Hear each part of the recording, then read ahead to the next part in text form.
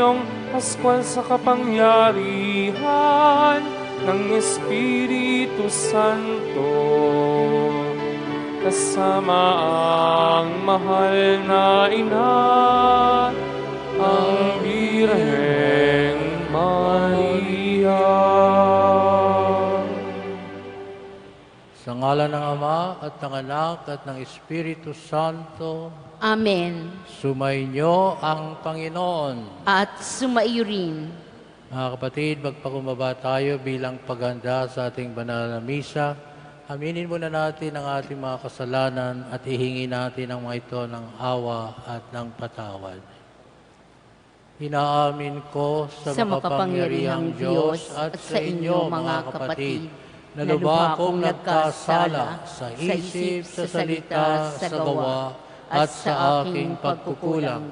Kaya sinasamo ko sa mahal na Birheng Maria, sa lahat ng mga anghel at mga banal, at sa inyo mga kapatid na ako'y ipanalangin sa Panginoong ating Diyos. Kawan tayo ng makapangyarihang Diyos, patawarin tayo sa ating mga kasalanan, at patnubayan tayong lahat sa buhay na walang hanggan. Amen. Panginoon, kaawaan mo kami. Panginoon, kaawaan mo kami. Kristo, kaawaan mo kami. Kristo, kaawaan mo kami. Panginoon, kaawaan mo kami. Panginoon, kaawaan mo kami. Manalangin tayo.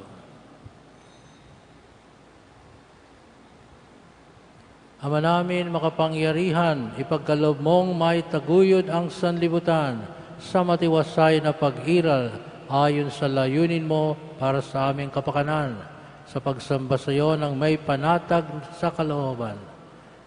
Na mamamagitan ni Jesucristo kasama ng Espiritu Santo, magpa sa walang hanggan. Amen.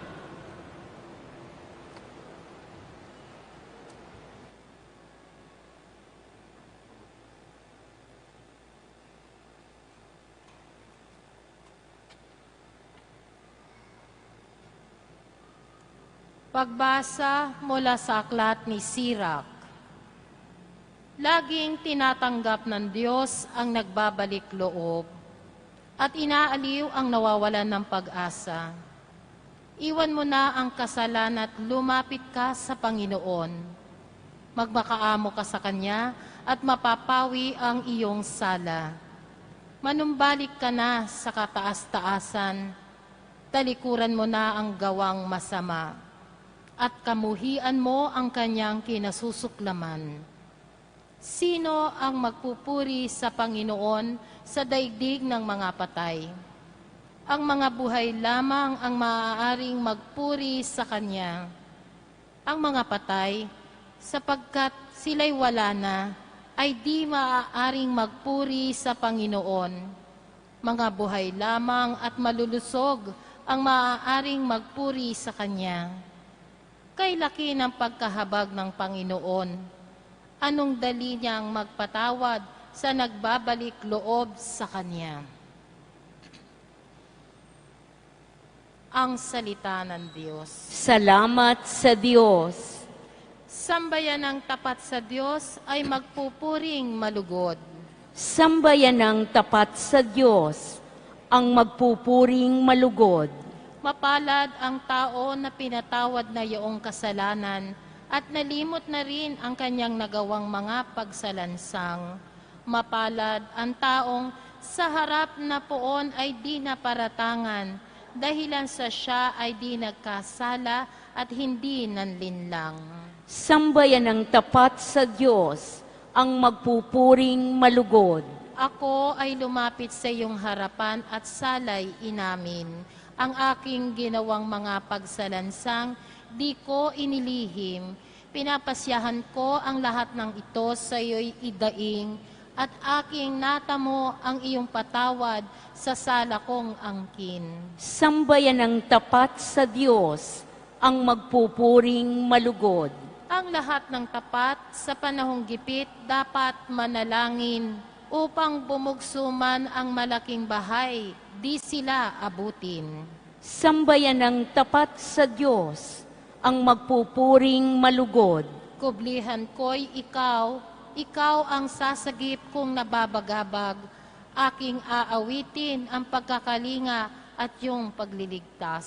Sambayanang tapat sa Diyos ang magpupuring malugod.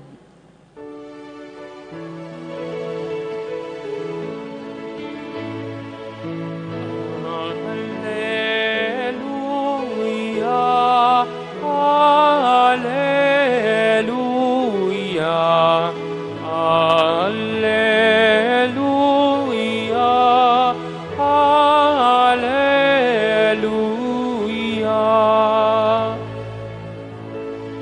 Si Kristo ay naging dukha upang tayo'y managana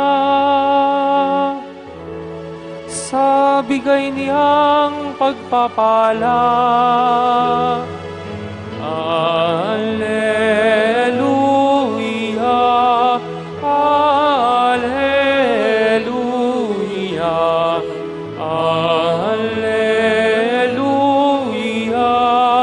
alleluia.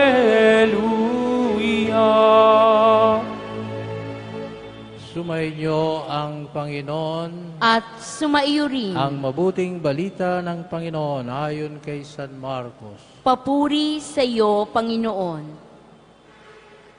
Noong panahong iyon, nang paalis na si Jesus, ay may isang lalaking patakbong lumapit, lumuhod sa harapan niya at nagtanong, "Mabuting guro, ano po ang dapat kong gawin upang magkamit ng buhay na walang hanggan?" Sumagot si Jesus, "Bakit mo ako tinatawag na mabuti? Walang mabuti kundi ang Diyos. Alam mo ang mga utos, huwag kang papatay, huwag kang mangangalunya, huwag kang magnanakaw, huwag kang magsisinungaling sa iyong pagsaksi, huwag kang magdadaya, igalang mo ang iyong ama at ina." "Guro," sabi ng lalaki, "ang lahat po niyang yay, tinutupad ko na mula pa sa aking pagkabata." Magiliw siyang tinitigan ni Jesus at sinabi sa kanya, "Isang bagay pa ang kulang sa iyo.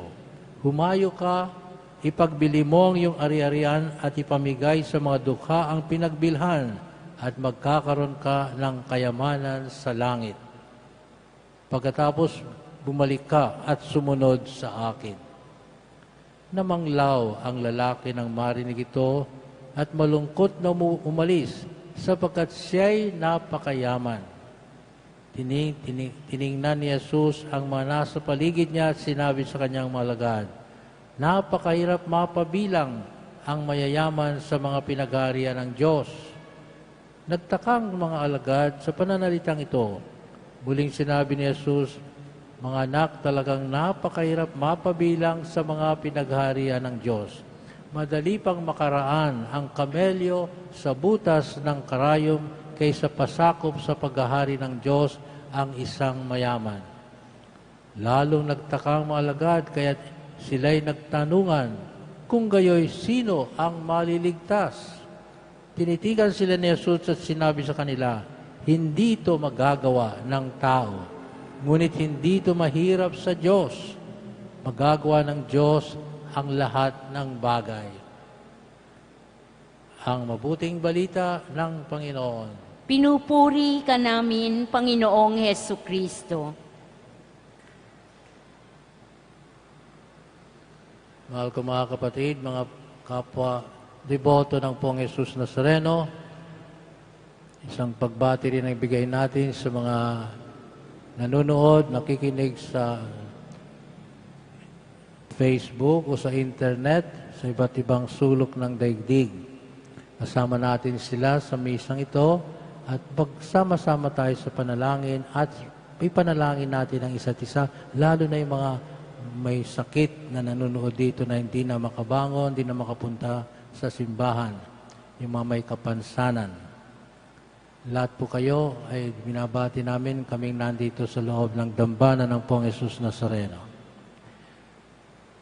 Pag meron tayong gustong malaman, nagtatanong tayo. At ang pagtatanong ay naglalahad na, meron tayong gustong malaman. Meron tayong hindi alam. Natural na sa atin na magtanong sapat gusto nating malaman. Pero kung minsan ayaw natin magtanong dahil lalabas na parang mangmang tayo, ayaw natin mapahiya, gusto natin pakitang alam natin ang lahat, kaya hindi na tayo magtatanong. Sabi ng mga teachers, yung mga bata sa paralan na nagtatanong, yun ang nag-iisip. Sa mga seminar, halimbawa, hinikaya tayo, magtanong naman kayo. Pagkatapos magbigay ng panayam o pananalita, tapos tatanong, may tanong ba kayo? Pag sinabi nila, walang tanong, walang nanghas magtanong, parang wala yata silang naunawaan. O hindi sila interesado. Si Jesus, sa kanyang pangangaral, may mga bagay na tahasan niyang ipinangangaral. Katulad nung nangaral siya sa bundok. Meron kung minsan ang pangangaral niya ay sa pamamagitan o mga pagkakataon na may nagtatanong sa kanya. Kaya ito mga nagtanong sa kanya, pasalamatan natin sapagkat nagkaroon ng pagkakataon, mangaral ang Panginoon, magbunyag ika nga ng mamahalagay na bagay sa atin. Katulad nung may nagtanong sa akin, hindi namin alam kung saan kayo pupunta. Paano namin malalaman ang daan? Sabi ni Jesus, ako ang daan, katotohanan at ang buhay. Salamat sa tanong na yan, nakapagbigay ng pagkakataon, ipaghiyag niya ang kanyang papel sa buhay natin. Ngayon sa ating ebanghelyo, may isang binatang patakbong lumapit sa kanya. Ibig sabihin ay interesado. May isang tanong siya, gusto niyang malaman ang sagot. Ang tanong ay, ano po ang dapat kong gawin upang magkamit ng buhay na walang hanggan? Ma-imagine ba natin sa mga araw na ito na isang tao'y tatakbong magtatanong ng ganyan? Di ba? Kung minsan ay naisip natin, mukhang wala nang interest sa mga tao sa buhay na walang hanggan. Ang nagkaka-interesan, pagkakabalahan ay yung buhay dito sa mundo. Yung buhay ko ngayon, buhay ko bukas. Yung buhay ko, buhay na walang hanggan na naririnig natin sa simbahan, sa salita ng Diyos, parang at saka na. No? Pero maganda yung tanong. Siguro maganda rin ang intensyon. Gusto niyang malaman ano bang dapat kong gawin upang masigurado kong magkakaroon ako ng buhay na walang hanggan, walang katapusan, forever. Nagbigay ng sagot ang Panginoon, sundin mo ang utos ni Moises. Huwag kang magnanakaw, huwag kang mangangalunya, etc., etc. yan. Mga nasa 10 utos ng Diyos. Sundin mo yan, magkakaroon ka ng buhay na walang hanggan. Yan naman ang sabihin natin, basic sa Kristyanismo. Kung hindi natin masunod yung 10 utos, huwag na tayong mangarap makakaroon ng buhay na walang hanggan sapagkat napakadali ng mautos na yan. No? Pero tandaan natin, ang sinasabi ni Jesus, hindi lamang yung letra ng papel na yan, kundi higit pa yan. Huwag kang papatay, sabi nga, pero dapat magmahal ka, magpatawad ka, lahat ng iyon. Mas malalim na pagtupad sa mautos ng Diyos. Pero ang sabi nga ng binata, mula pa ng bata, ginagawa ko na yan. Di parang sigurado na siya sa buhay na walang hanggan. Pero meron isang bagay na nangyari. Sabi nga, ang sabi dito, magiliw siyang tinitigan ni Jesus. Iba ito. Magiliw na tinitigan. Tiningnan ni Jesus ang lalaki na may kakaibang pagmamahal o pagtingin. Sabi niya, isang bagay pa ang kulang sa iyo. Inaanyayahan siyang mas lumapit pa sa kanya. Hindi lamang papasok sa langit, kundi may paggagawa siya sa kanya. Tulungan, halimbawa, ang ibang tao makarating din sa langit. Kaya sabi niya, humayo ka, pagbili mo ang iyong mga ari-arian at ipamigay sa mga dukha ang pinagbilhan, ang salapi. Dahil pinagbili mo nga. At magkakaroon ka ng kayamanan sa langit. Hindi lamang makakapasok ka sa langit, magiging mayaman ka doon sa langit. Ang ganda ng sagot. Pero mahirap sundin. Sabi nga, bumalik ka, lalo na yung susunod, bumalik ka, pagkatapos mong gawin yan, at sumunod ka sa akin. Yun ang dahilan kung bakit kailangan niyang alisin sa kanyang pag-aari ang lahat ng bagay, mga ari-arian niya, sapagkat gusto ni Jesus ng lalaking yun ay sumunod sa kanya. Walang ibang daladala, kundi ang sarili niya. Kakaibang pagtawag ng Diyos sa ibang tao. At dito naman yung pangangaral, napakahirap mapabilang ang mayayaman sa mga pinag-arian ng Diyos. Sinabi niya yan sapagkat itong lalaki nagtanong ay malungkot na umalis. Malungkot, nakatanggap ng sagot, pero hindi lamang sagot sa tunang tanong niya, kundi isang paanyaya na mas mabigat ang mas mabigat ang pinagagawa sa kanya ng Panginoon. Sumunod ka sa akin, pero bago ka makasunod, alisin mo sa iyong pag-aari lahat ng iyong ari-arian, ipagbili mo at yung perang nakamit mo, ibigay mo sa mga dukha. Hindi niya nakayanan tanggapin ang ganun sagot ng Panginoong Yesus. Kasi ay malungkot na umalis. Alam niyang sinasabi malungkot sapagkat hindi niya inaasahan na yung kanyang kayamanan na maaaring nakamit niya sa magandang paraan ay kailangan niyang iwaksi, kalimutan. At hinanyayan siyang sumunod sa kanya. Patulad ng mga mangingisda, mga kasama niya na walang ibang bagay na masyadong mahalagang bagay na iniwan. Kaya nagkaroon ng pagkakataon si Jesus upang mangaral muli. Sabi niya, mahirap mapabilang ang mayayaman sa mga pinag-aarian ng Diyos. Yan ay salita ng Panginoong Yesus. Ang tinutukoy dito ay yung mayayaman na nakapituko sa kanyang lang kayamanan. At hindi ginagamit ang biyayang yan upang tumulong sa kapwa, upang makatulong maglingkod sa kapwa, sambayanan. Yan ang mayaman na mahirap mapabilang sa kaharian ng Diyos, makapasok sa langit. Kaya nga yung mga alagad, nagtaka, bakit may masama bang maging mayaman? Hindi naman masama, alam natin yan. Maraming mayaman tayong dinadakila sa altar, mga mayayaman, mga hari, mga taong kinikilala sa mundo dahil sa kanilang mga ari-arian. Pero marunong maglingkod, marunong gamitin ang mabiyayang yan para sa paglilingkod sa Diyos at kapwa.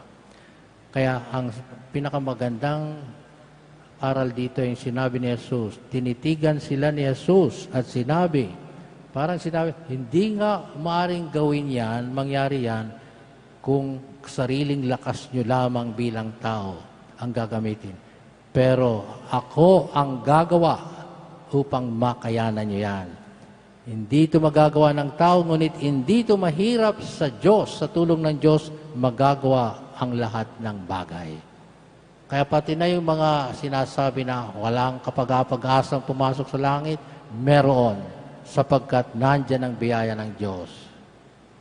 Pati na yung mga nakakasala, may pag-asa, pagkat nandiyan ang biyaya ng paglabalik loob sa Diyos na maaaring ibigay ng Panginoon sa kanila. Kaya patuloy tayo nagdarasal para sa mga mabibigat na nagkakasala upang sila'y magbalik loob sa Diyos. Unang-una tayo.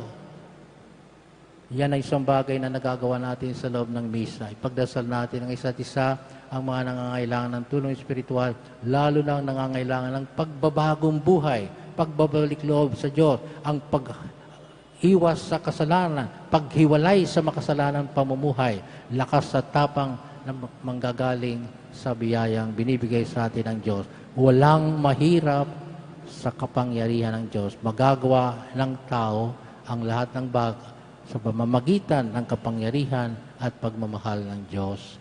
Amen.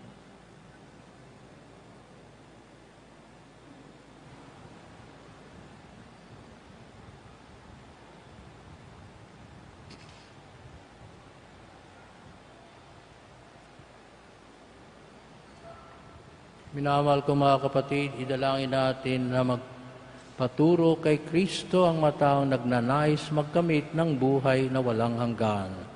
Ang tugon natin, Poong butihin, dinggin mo ang aming panalangin.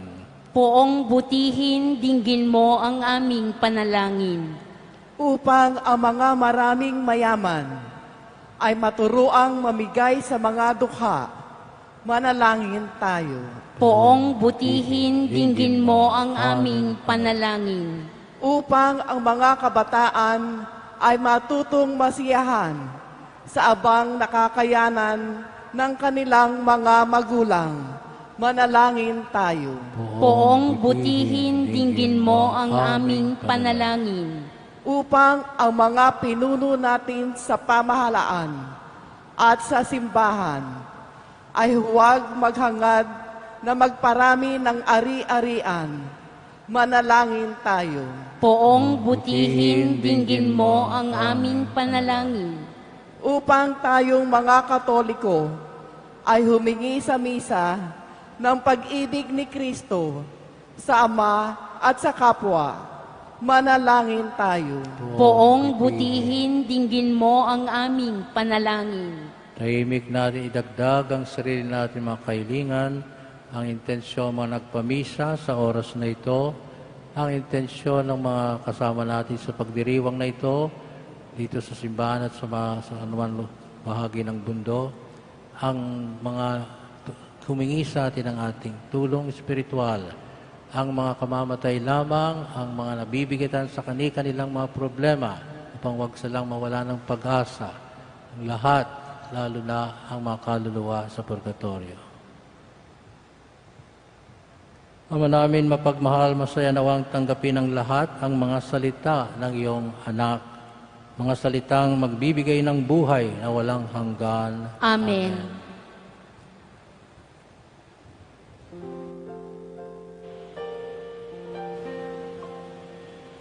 Paghahanda ng alay ay narito po. Ang alak at tinapay dala sa altar mo. Anyo'y magiging tunay, dugo mo't katawan. Aming tatanggapin ngayon, magbibigay buhay.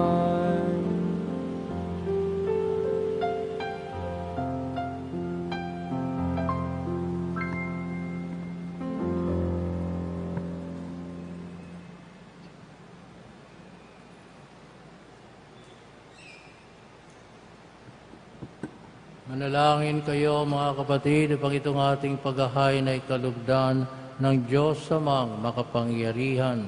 Tanggapin nawa ng Panginoon itong paghahain sa iyong mga kamay, sa kapurihan niya at karangalan, sa ating kapakinabangan, at sa buong sambayanan niyang banal. Ama naming lumikha, ipinagkakaloob mo ang mga dapat ialay upang aming sambahin ang iyong ngalan.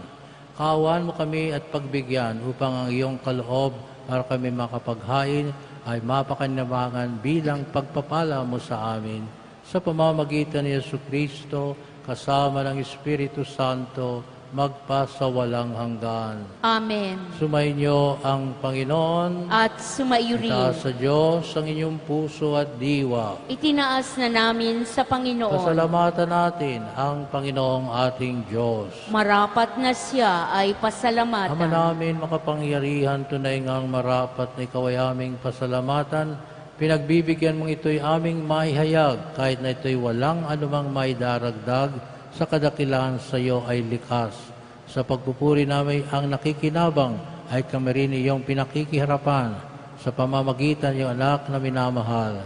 Kaya kaisa ng mga anghel na nagsisiawit ng papuri sa iyo nang walang humpay sa kalangitan, kami nagbubunyi sa iyong kadakilaan. Santo, Santo, Santo, Diyos makapangyarihan, puspos ng luwalhati ang langit at lupa. Osana, Osana, sa kaitaasan, pinagpalang narito sa ngalan ng Panginoon. Osana, Osana, sa kaitaasan, Osana, Osana, sa kaitaasan.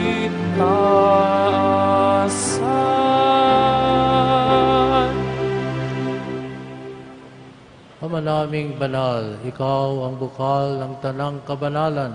Kaya sa pamamagitan ng iyong Espiritu, gawin mong banal ang mga kaloob na ito upang para sa amin maging katawan at dugo ng aming Panginoong Jesucristo. Bago niya pinagtiisan kusang loob na maging handog, hinawakan niya ang tinapay, pinasalamatan kanya, pinaghati-hati niya iyon, iniabot sa kanyang mga alagad at sinabi, tanggapin ninyong lahat ito at kanin. Ito ang aking katawan na ihahandog para sa inyo.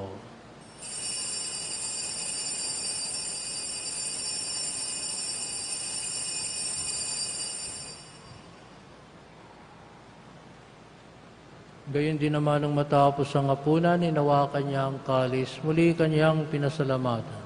Iniabot niya ang kalis sa kanyang malagad at sinabi, tanggapin ninyong lahat ito at inumin. Ito ang kalis ng aking dugo, ng bago at walang hanggang tipan. Ang aking dugo na ibubuhos para sa inyo at para sa lahat, sa ikapagpapatawad ng mga kasalanan. Gawin ninyo ito sa pag-aalala sa akin.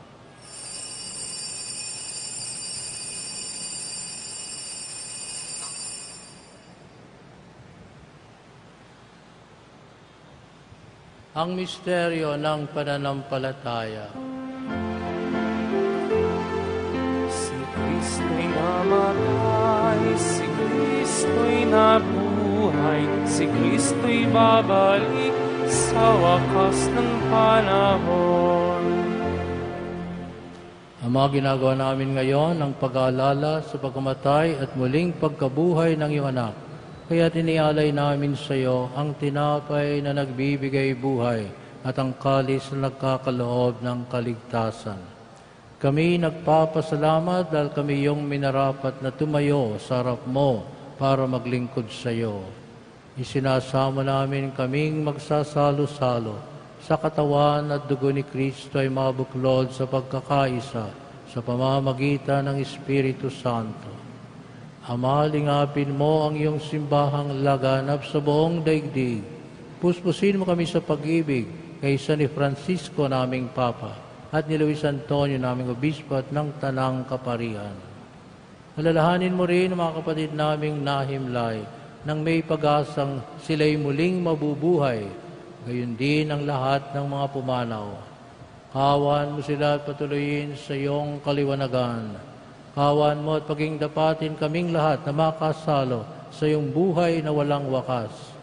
Kaysa ng mahal na Birhen Maria, na ina ng Diyos, ng kabiyak ng puso niyang si San Jose, kaysa ng mga apostol at lahat ng mga banal na namuhay dito sa daigdig ng kalugod-lugod sa iyo, may pagdiwang nawa namin ang pagpupuri sa ikararangal mo sa pamamagitan ng anak naming Panginoong Jesucristo.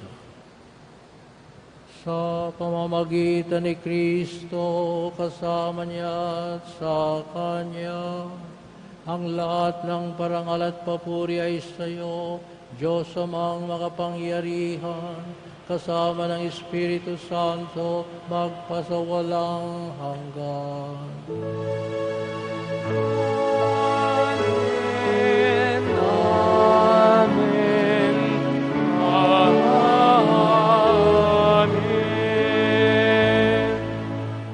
Salin natin ngayon ang panalangin itinuro sa atin ng Poong Jesus Nazareno.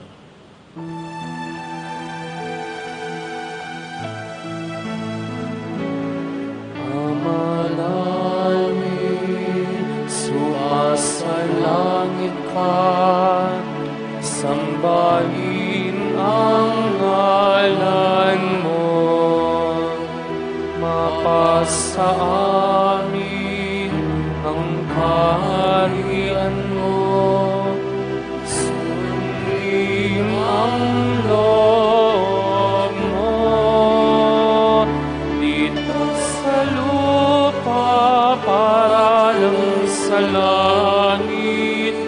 Bigyan mo po kami ngayon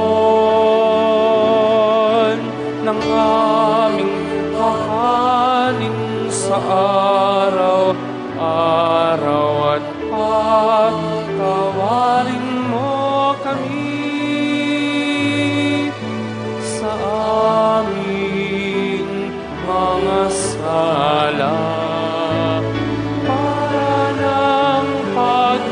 ipapatawad namin sa nagkakasala sa amin. At huwag mo kaming ipahintulot sa tukso, at iadya mo kami sa lahat ng masama. Hiniling namin kami iadya sa lahat ng masama, pagkalooban ng kapayapaan araw-araw, iligtas sa kasalanan at ilayo sa lahat ng kapahamakan, samantalang aming pinananabikan ng dakilang araw ng pagpapahayag o pagbabalik ng tagapagligtas naming si Yesu Kristo. Sapagkat iyo ang kaharian at ang kapangyarihan at ang kapurihan magpakailanman. Amen. Panginoong Yesu Kristo, sinabi mo sa iyong mga apostol, kapayapaan ang iniiwan ko sa inyo, ang aking kapayapaan ang ibinibigay ko sa inyo. Tungayan mo ang aming pananampalataya at huwag ang aming mga pagkakasala. Pagkalooban mo kami ng kapayapaan at pagkakaisa ayon sa iyong kalooban, kasama ng Espiritu Santo, magpasawalang hanggan. Amen. Ang kapayapaan ng Panginoon ay laging sumainyo. At sumaiyo rin. Bigayan tayo ng kapayapaan sa isa't isa. Peace to you, peace, peace.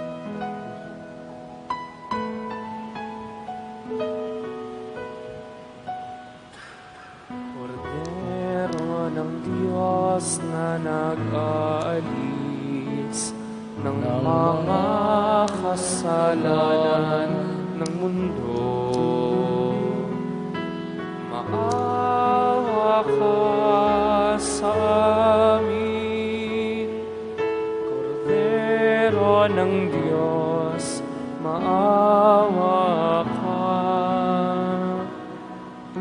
Kordero ng Diyos na nag-aalis ng mga kasalanan ng mundo, maawa ka sa amin.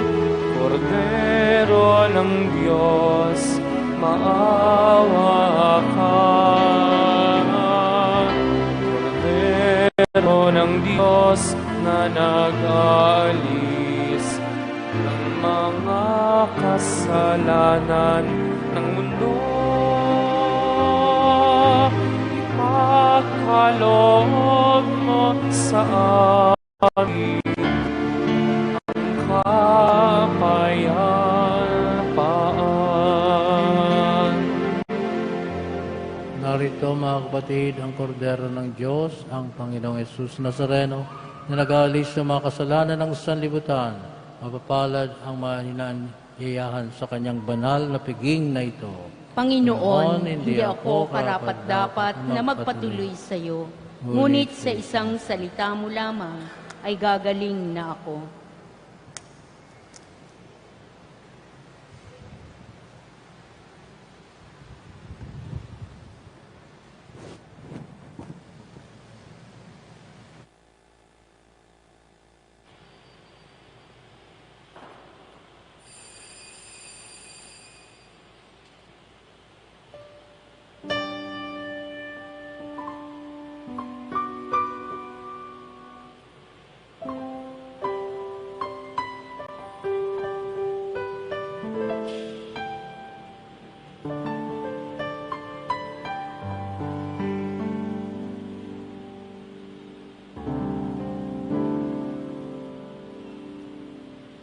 Umasa ka sa Diyos, ang mabuti gawin, at manahan kang ligtas sa lupain. Sa Diyos mo hanapin ang kaligayahan, at pangarap mo ay makakamtan. Ang iyong sarili sa Diyos mo ilagak. Pag nagtiwalay, tutulungan kang ganap. Ang kabutihan mo ay magliliwanag, katulad ng araw kung tanghaling tapat. Masaka sa Diyos ang mabuti gawin, at manahan kang ligtas sa lupain. Sa Diyos mo hanapin ang kaligayahan, at pangarap mo ay makakamtan. Sa harap ng Diyos, pumanatag ka, maging matiyagang maghintay sa Kanya. Huwag mong kaingitan ang gumiginhawa, sa ibang paraan umunlad man sila. Umasa ka sa Diyos ang mabuti gawin, at manan kang ligtas sa lupain. Sa Diyos mo hanapin ang kaligayahan, at pangarap mo ay makakamtan. At pangarap mo ay makakamtan.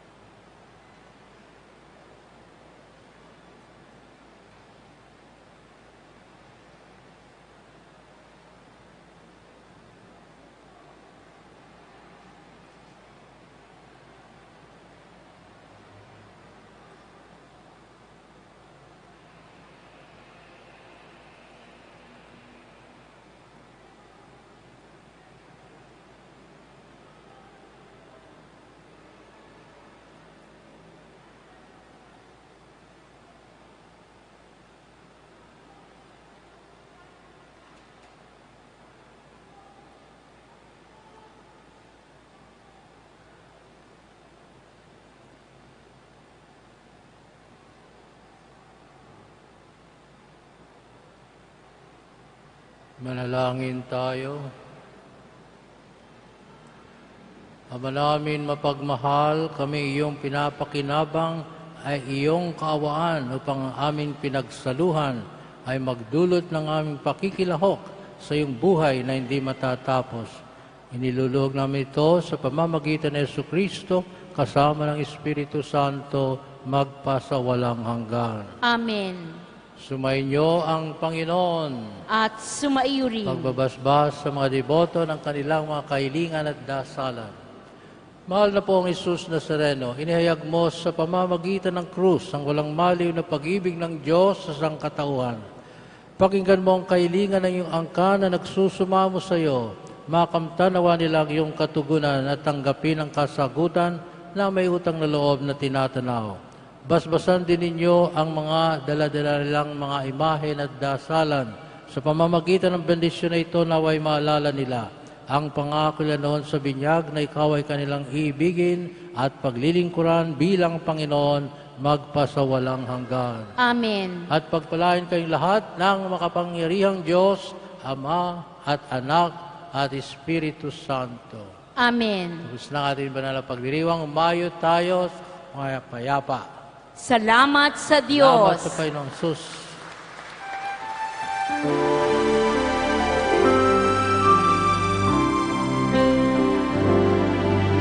Nuestro Padre Jesus Nazareno, sinasamba ka namin, pinipintuho ka namin, aral mo ang aming buhay at kaligtasan. Nuestro Padre Jesus Nazareno, iligtas mo kami sa kasalanan. Ang krus mong kinamatayan ay sagisag ng aming kaligtasan. Nuestro Padre Jesus Nazareno, dinarangal ka namin. Nuestro Padre Jesus Nazareno, nilulwalhati ka namin.